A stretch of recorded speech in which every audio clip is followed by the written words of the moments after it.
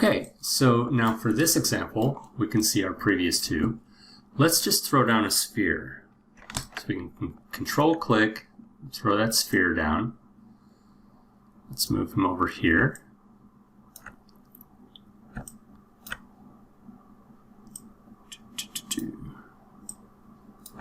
All right, and so what we're going to do is we're going to use this sphere as a particle fluid source. So let's make this guy here. Call this one particle fluid B. Okay, and now with this particle fluid B, let's select him, go back to our particle fluids and do the same thing, emit particle fluid, and hit enter.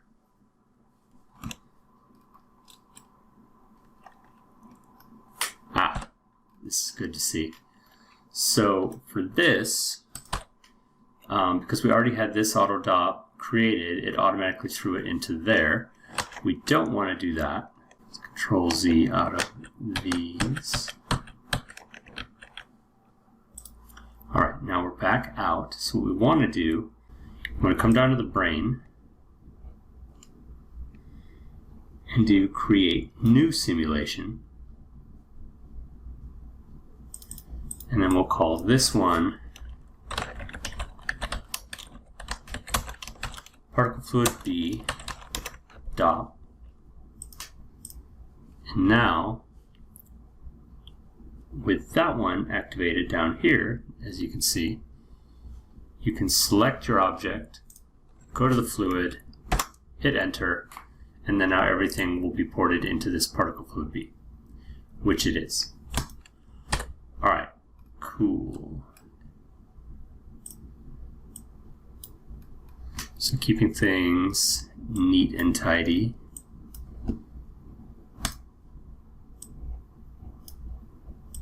Let's keep it going.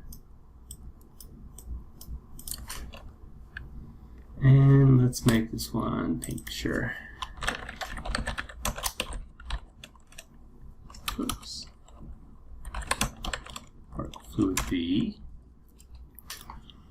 All right, and then now within here, we can start to mess around a bit. So we'll see, there's our center mass. And if I come back to frame 1, we can give it a little bit more particle separation. And we want to do everything that we did on the last one in terms of coming in to particle motion, adding age, adding vorticity, and adding a rest. And we can turn off, reseed. I mean, this one 6 1/2 dozen the other. You can use this or not use it. It's just going to add calculation time. All right, so now, if we just let fly, you'll see our fluid's just going to drop, as you would expect. But let's see what our point count is. So far we've got about 1,000,000 points, which we know is not going to be dense enough for us, but we're going to do some other stuff here while we're not so dense. Oops. So now these guys, you can treat them just like particles, because they are. Let's go ahead and save before we have some catastrophic crash. And I'll come to my cache manager and let's just start clearing out some stuff. So my machine is not choking. Okay, and then this particle fluid B dop. Let's give him a bit more room to run.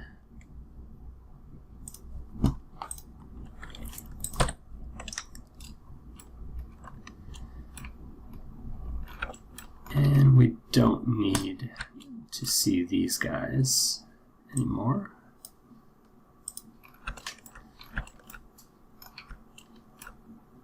And let's bring that back in, and again, kill the particle fluid interior. We don't need any of this junk. We just need this import.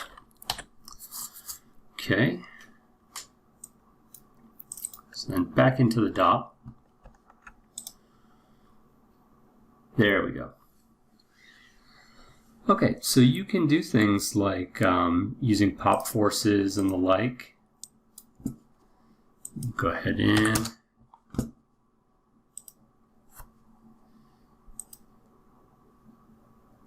And you'll see, if I actually crank this up, you can see in here that we're getting a bit of disturbance now into our fluid. Zoom in a bit so we can see that a little better. And of course, it zoomed right by. There we go. So whereas before everything was falling just straight down, now if we let it live for a bit, you can see that we can start to use our regular pop forces and things to give us some interesting shapes before we go ahead on in and start using point VOPs and noises to displace and disturb the surface. So again, what can be cool about this is, let's just say that we only want to sim particles for 10 frames. So we can key the activation, move to the next frame, set that to 0. And again, set keyframes, it's just Alt and click. And now, if we let it run, we'll see that as soon as it hits that 10 frame mark, we'll lose our big blue tennis ball in the sky, and we'll just be left with our particles themselves. Cool.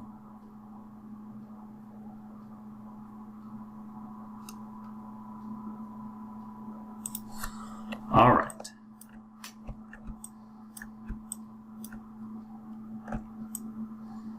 And so now this in and of itself can start to get us some interesting shapes, things like that.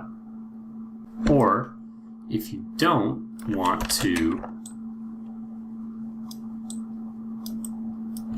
rely solely on pop forces and things like that, we can, within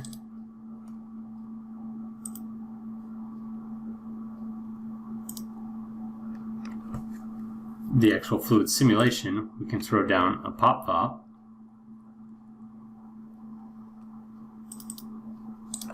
and do all of our tried and true noise manipulation here during the simulation.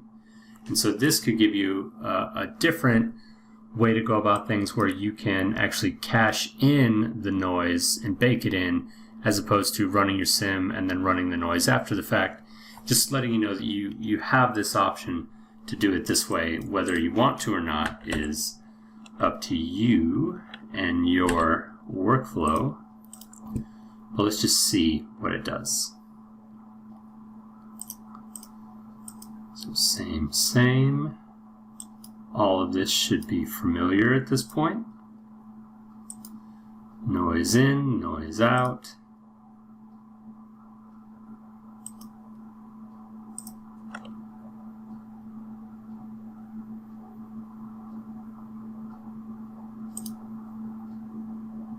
Okay, and then as always, we want 3D noise. I just did anti-alias noise, I didn't do anti-alias flow noise. But that's okay. It'll be good to see what different noises can give us. Alright, so why don't we go ahead and just promote these parameters. And just to speed things up a little bit, I'm going to set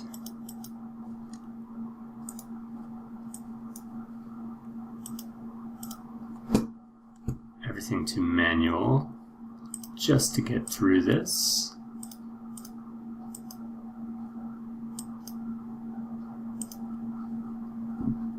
Alright, now I can hop up a level, throw it back on auto update, and we can see what our pop-pop is doing for us if we go ahead and kill it.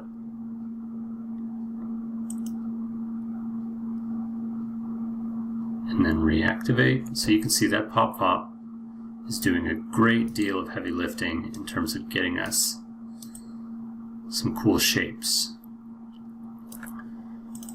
Now additionally to this noise,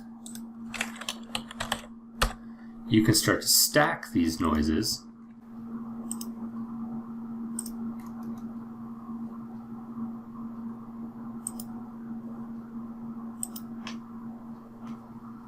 just like this. All in all, this can start to give us some pretty neat looks. So you can see what it looked like before we accumulated noise,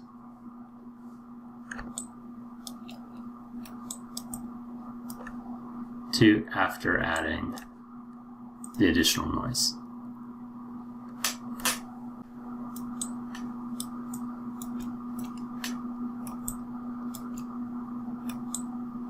So it's going to give us some cool looks. It's up to you to go through, pick the ones that speak to you. We can get some cool looks. Alright, so let's just say that we're okay with that, and that's going to be the shape we're looking for.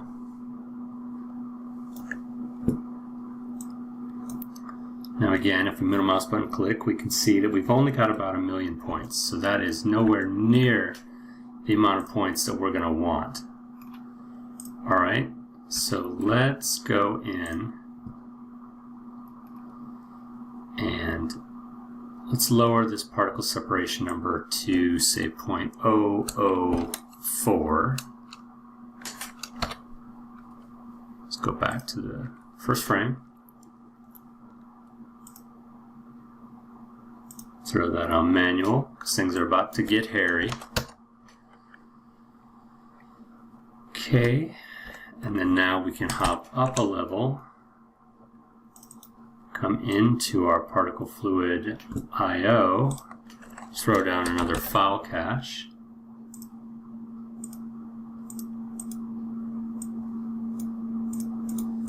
call this one P-Fluid B. Again, we do not want this surface.